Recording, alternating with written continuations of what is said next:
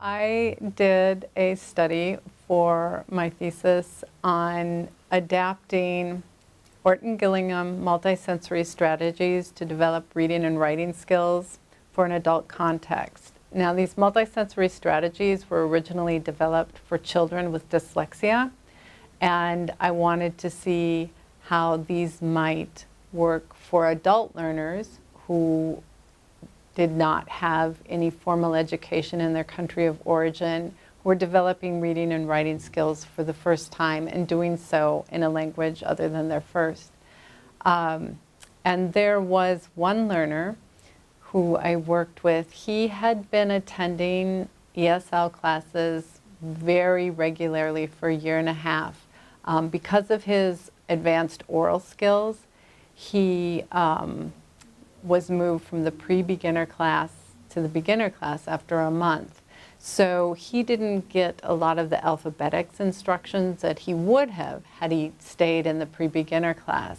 So his teachers felt that he needed some extra support. So I worked with him one-on-one for an hour, 4 times a week for about 6 weeks. And about halfway through this time, his regular ESL teacher came to me and said, "What are you doing?" And I shared with him some of the strategies, and he told me that he had noticed, we'll call the participant Mohammed, that Mohammed was participating in class, volunteering to write the morning message. Instead of just guessing at words, he was using strategies to decode the words. And he said his whole demeanor changed. He even started walking and carrying himself with greater confidence.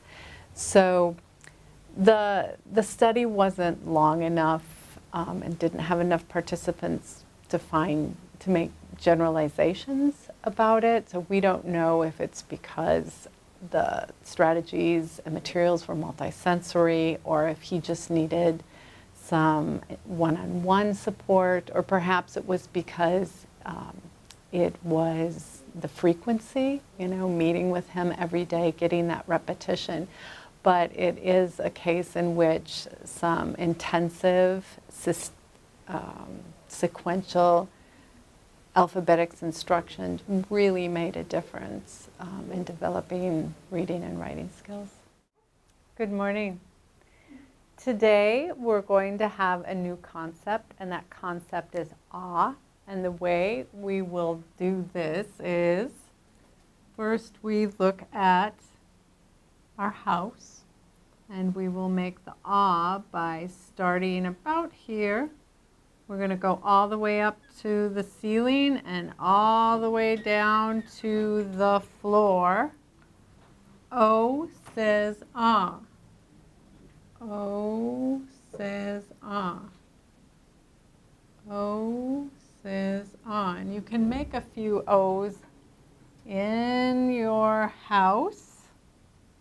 Don't go down into the basement. We don't go up into the attic, but just filling up the main floor. O says ah. And you can make a few O's. Yep, we're just going to stay in here. O says ah. And you can just make 2 or 3 O's. There you go. Yeah, we're going to fill it all up. Good. O says ah. Great, thank you. And after you've practiced a few O's, we'll take out our letter card, O. The dot is on the bottom, and we're going to trace it. We'll start right here. We'll wait until everyone's ready. Okay? So you're going to start your finger here and say, O says ah. O says ah. O says ah. O says ah. And every time we we underline it, right? We want to go from left to right. O says ah. Great. Okay. You got it. So let's put that aside. And we're going to go through the concepts we've already learned. What does C say? C says ka. Ka. C says ka. And G says G. D says D. O says ah. Ah. So we're going to drop your chin. A says ah. Remember when I brought the apples? Ah, like I'm biting into the apple. Ah. D says da. Da. D says da. And we already did our G. So let's do the second part of our drill. And we will spread out all of our letter cards in front of you. Should have a baggie with your letter cards, and we want to put the dot on the bottom. Put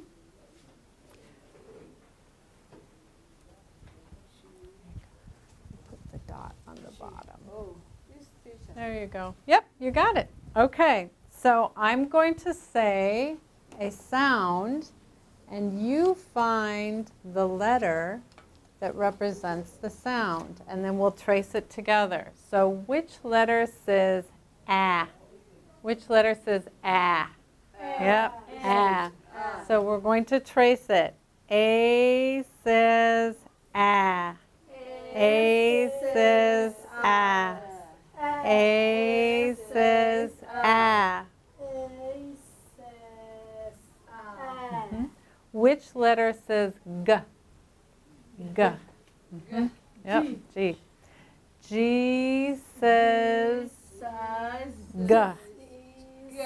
G says g. G says g. And G would rest on this line, so we underline it right here.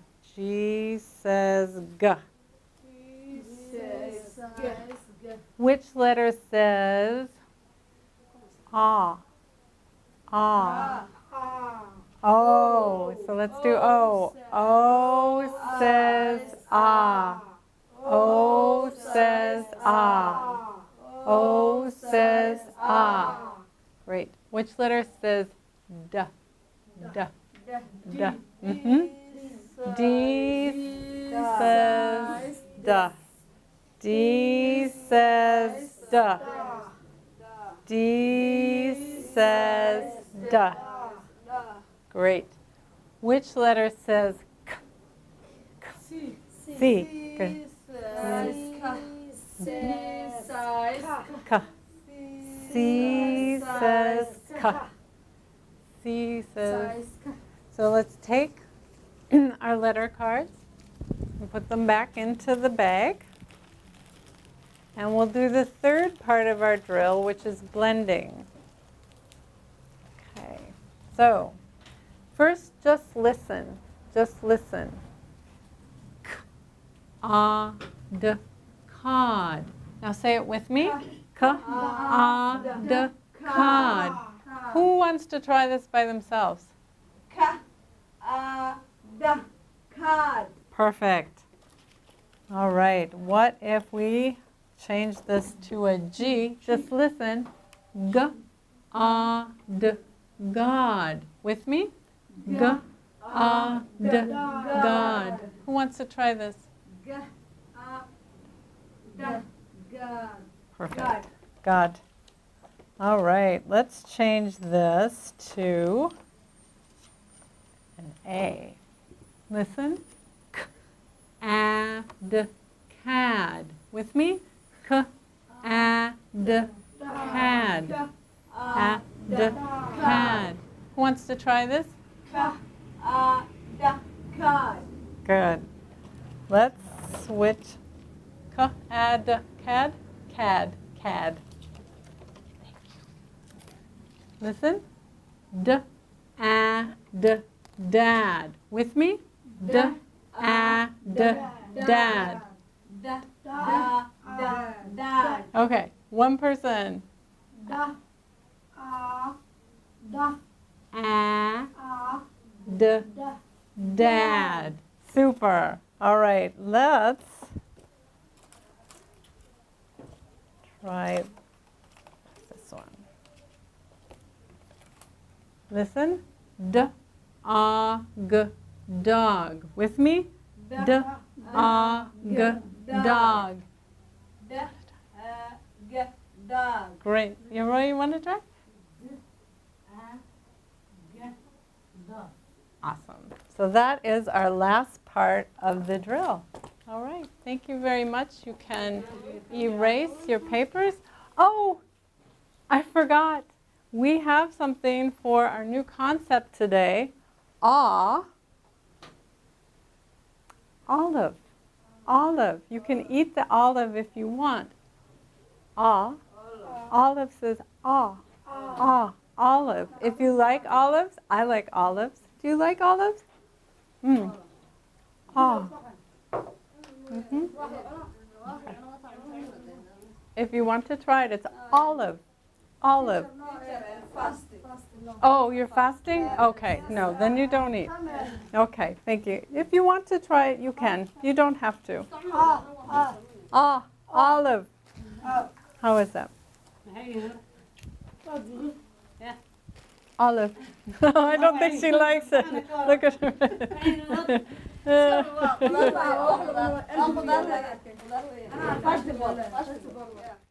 When a new concept is introduced, and a concept is the letter and the sound, research has shown that it is best that the information is more likely to go into long-term memory if we give the information through multiple channels, so visual, oral, and tactile, and even taste, if that's an option.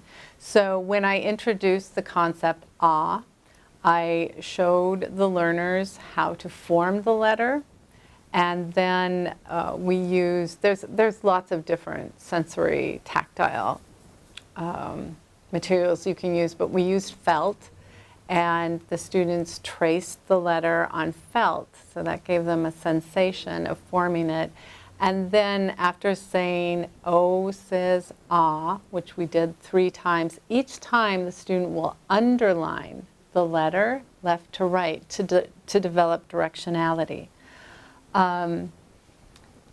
Once the concepts C, O, A, and D are introduced, then you can begin the 3-part drill, which we did today.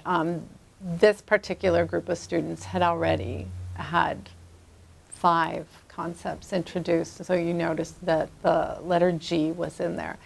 So the first part of the 3-part drill is just cueing the students with the visual, excuse me, the letter, and then the name of the letter, and then you ask them for the sound.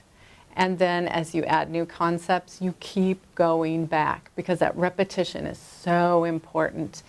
Then the second part of the drill is the teacher will provide the sound of the letter, and the learner then would write the corresponding letter. And to scaffold this, or to support learners who are learning the alphabet for the first time, I just provided that for them rather than just having them listen and write. So that's why we used the letter cards. So I said, which letter says ah, and they would select O and then trace it again. And then the third part of the drill is blending, and it's only using those letters and sounds that have been introduced, but we keep those in the deck as we add more. So again, you need that repetition for automaticity. And so the first part of that the third part of the 3-part drill is I say, then we do, and then I call on an individual. So I sounded out each phoneme and then blended it.